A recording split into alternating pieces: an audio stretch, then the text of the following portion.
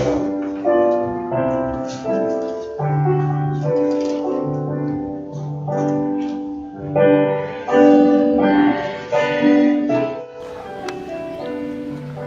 like to welcome you to Citrus Valley RV Park in Mcallen, Texas for our Sunday morning worship service.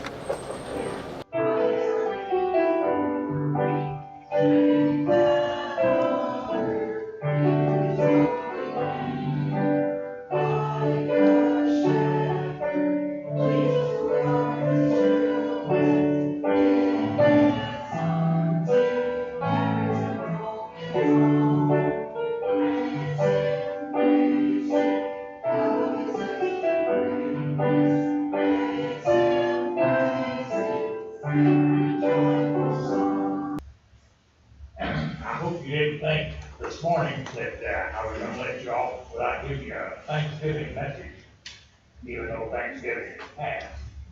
We'll get caught up here now, and I'm still thanking the Lord for the great meal we had Thursday and the great fellowship, the great turnout we had. I'm very thankful for that, and thankful for all the hard work that people put into that, and preparing the food and the tables and the clubhouse, and we're just have a lot to be thankful for here in this park. We just don't want to ever take anything for granted. Nothing. We want to be thankful for all things. What I'd like to do this morning is to focus on what the holiday is really about. What Thanksgiving is really about. I'd like to look at why it's so very important for Christians to maintain an attitude of gratefulness toward God. This is not a once a year thing I'm talking about, of just Thanksgiving Day. It's a year-round thing. It's an everyday habit. Let's put it that way. Everyday habit. Every day we need to be thankful that we wake up. We need to be thankful for everything that the Lord gives us. First of all, a thankful spirit is one of the unique marks of a Christian. A thankful spirit.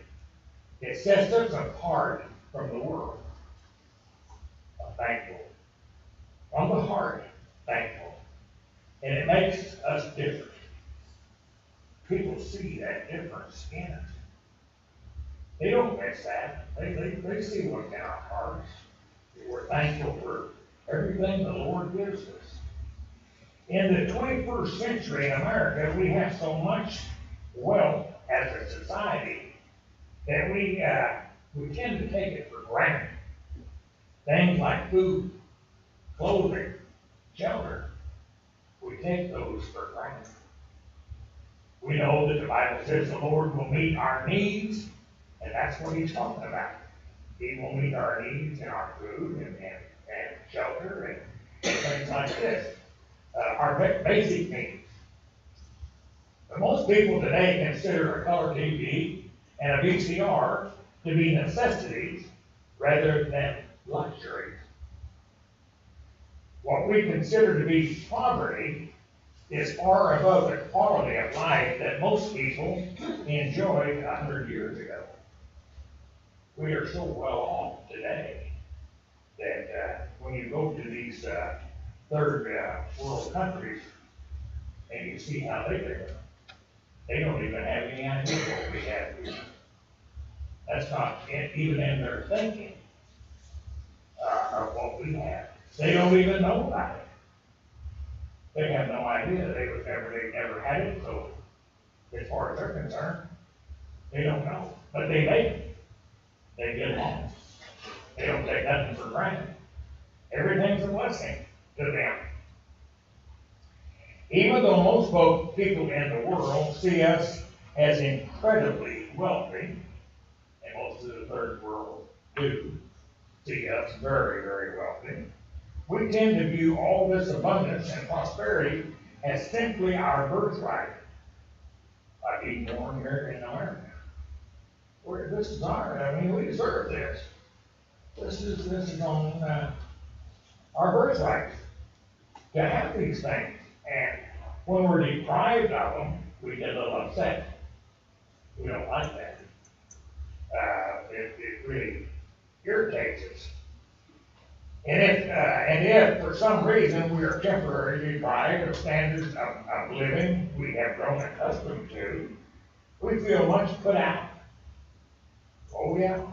And as if we are being denied what is rightfully ours. We feel like that belongs to us. That's part of being American. And we want it. We'll do anything to get it. Anything. And the danger in that for those who are seeking to follow Christ, it will dull their senses and the thankfulness toward God. They don't think about being thankful for God or to God for anything. Their senses are dull. They see these other things that they think that's their birthright. They deserve that. They live in a land of milk and honey. They deserve all the good things that everybody else has here in this country. Some of them can't get them, so how do they get them? They steal. They rob. And they get into the wrong thing. And that's what it leads to.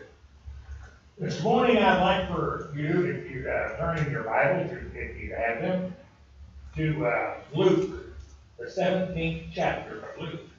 This is what we're kind of basing our message on today. And it's verses 11 through 19. Luke 17, 11 through 19.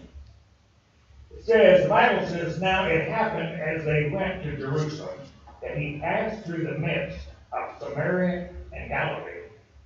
Then as he entered a certain village, there met him 10 men who were lepers, who stood afar off, and they lifted up their voices and said, Jesus, Master, have mercy on us. So when he saw them, he said to them, go show yourselves to the priests. And so it was that as they went, they were cleansed or healed. And one of them, when he saw that he was healed, returned and with a loud voice glorified God, and fell down on his face at his feet, giving him thanks, and he was a Samaritan. So Jesus answered and said, were there not 10 cleansed? But where are the 9? Were there not any found who returned to give glory to God except this foreigner? And he said to him, arise, go your way, your faith has made you well. Today, in our country here, today we have treatments for leprosy. But in Bible time, there was no cure at all. They put them all by themselves so they wouldn't spread the disease. They couldn't touch anybody. They were confined just to by themselves. They put them in a colony, and they got rid of them outside of the cities. They were forced to go outside and were forbidden to have any close contact with other people for fear of spreading the disease. They couldn't get that close to Jesus because of their disease, so they had to stand at a distance and yell to him, Jesus, Master, have pity on us.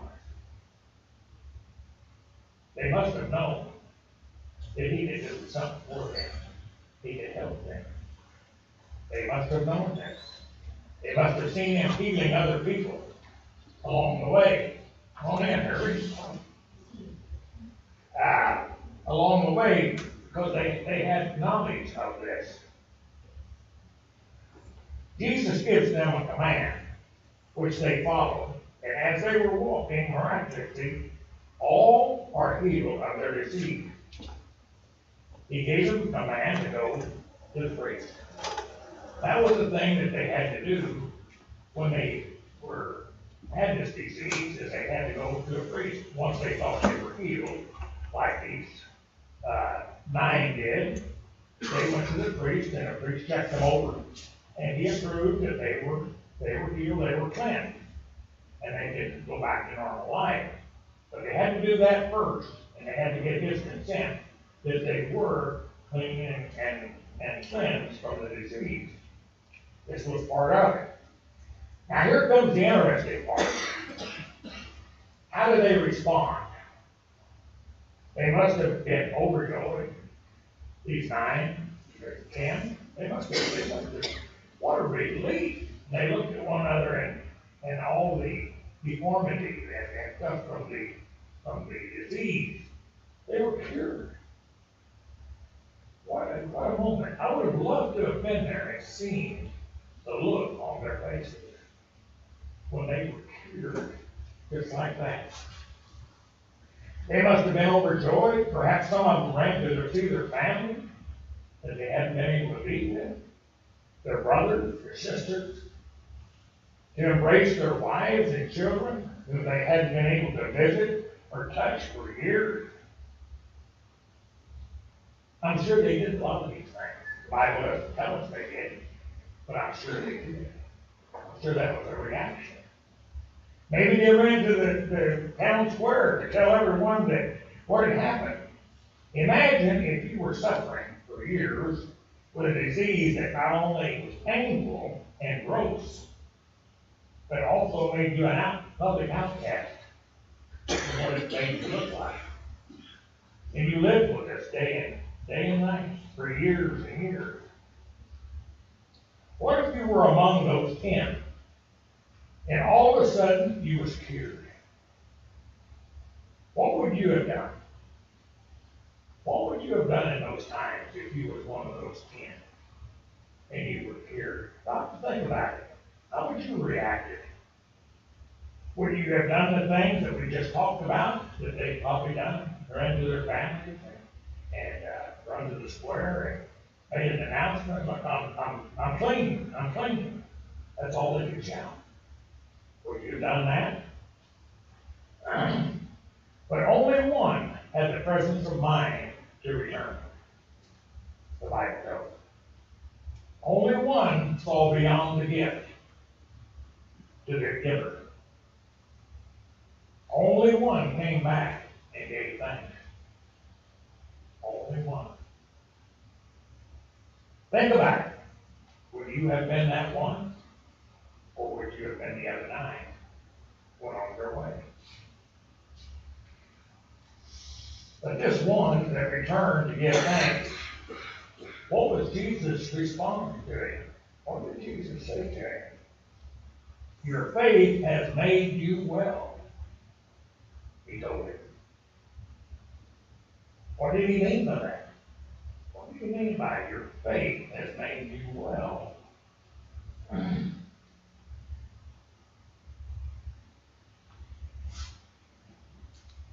What did, hadn't they all been healed?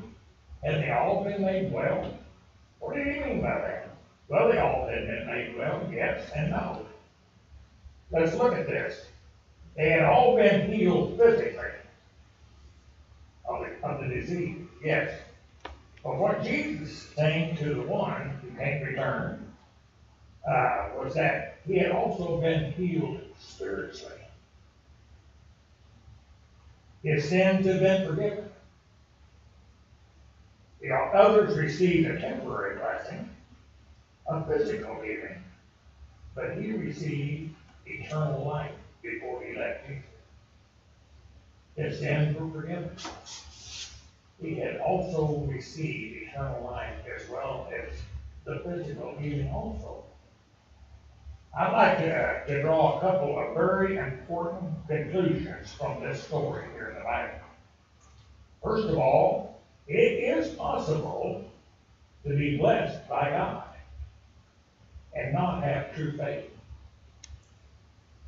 and not be a believer. It is possible that God can bless you. There's nothing impossible for him. We know that. It is possible to receive help from Jesus Christ and not be saved. He can do that too. If that's the will.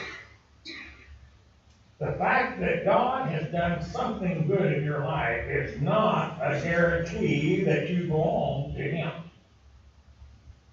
It's not a guarantee that you have a relationship with Him because He has done something good in your life. It is a blessing, but it's not a guarantee. The key is not how God has blessed you, but whether you are responding to His blessings with faith and praise and thanksgiving. Are you doing that? That's something we have to all think about, is how we receive these blessings and how we react to them. How we praise Him, how we thank Him, how we give Him everything for that, including ourselves, our lives. We give Him. We make Him Lord and Savior of our lives. Many people come to Christ and they really don't want Christ. They really don't. There is people that come to Him, but they don't want to do that. They don't have time for that. They don't want a relationship with Christ. And that's what we have to have, is that relationship. Without the relationship, the fellowship won't save us. We have to have the relationship with Christ. They don't want to know Christ and be known by Him. They don't want to be His disciples. It's too much work. I'm not going to go out here and do the things that He wants me to do. That's just not what my bag is. I'm not cut out to be that. But you are cut out to be that, because He'll be with you. And He'll give you everything you need to do the job He called you to do. He will equip you with everything. They just want something from you, a lot of people. In other words, they on the shelf, till I need you, and I'll call for you. But don't come down off there until I call you. And then I'll let you know. This is the way a lot of people do in the world. Most of these lepers, that's just what they wanted. They just wanted to be healed. And then they can go on their way. Never look back. Never think about it. And that's all they cared about. When they got what they wanted, they went their way, and that was it. Without even looking back. In the same way, many people come to God today because they want something from Him. When it comes to a time in our lives that we cannot do for ourselves, only He can do these things, that's when we get serious. That's when we begin to look up. That's when we begin to pray a lot sometimes. We begin to ask for things because we're desperate. We don't have the power to do the things that He can do. We have to look to Him, or we have to ignore Him. But we still have a choice. Maybe they want to be healed of some disease, people. Maybe they want to be delivered from some addiction that they've got. Maybe they need the help in depression or anger or low self-esteem. But when they get the blessing, they're satisfied. That's all they need. They forget. Some probably don't even thank Him. They just run and they're happy. Life takes a different look on it. It goes from darkness to daylight. That's all they want from God, and they get it, and that's the end of it. They don't really want Christ, they just want what He can do for them. Many people out there that way. They don't want it, they don't give thanks for nothing like that. If your faith in Jesus Christ is only what you can get out of Him, then your faith is the same as the other 9 lepers who didn't return. That's the way you would look at it. They didn't return to thanking. They were healed, and that's all they wanted. They kept going. Are you giving him praise and thanks for his work in your life? Everything that goes on every day? Are you looking beyond the gifts to the giver? When should we be thankful? Good question. Think about this. When should we be thankful, and what circumstances, under what circumstances should we be thankful? In other words, how long do we have to keep up this gratitude stuff? That's a pretty easy one to answer if you go to the Bible. It says always and in every situation. Every situation. That's a tough one there now. That's tough on this old boy right here. Be able to follow up on that. In every situation. When times are bad. When times don't look good. When you're suffering. When you're hurting. We should give thanks. We should always give thanks. You know the old saying, there's always somebody worse off than we are. That's so very, very true. There is always somebody worse off. But you know, that's a hard thing for me to master, is to give thanks when things are like that. When we're hurting, when we're going through pain. It's hard to look at those times and be thankful. I just have a hard time dealing with that myself. And many, many people do. 1 Thessalonians 5, 16 through 18, that Bob read this morning, says, rejoice always. Pray without ceasing. Never stop. In everything give thanks. Everything give thanks. For this is the will of God in Christ Jesus for you and for me. In every situation, we are to have an attitude of thankfulness toward God. How in the world is that possible? You might be asking yourself that same question right now. How is that possible to be able to thank God for the situation that I'm in? Does he know? Yes, he knows. He knows the situation, and he knows what you're going through. More so than anybody, even yourself. He knows you better than you know yourself. But there is a reason for it. And we can always look at this as we're coming to this. And how do we do this?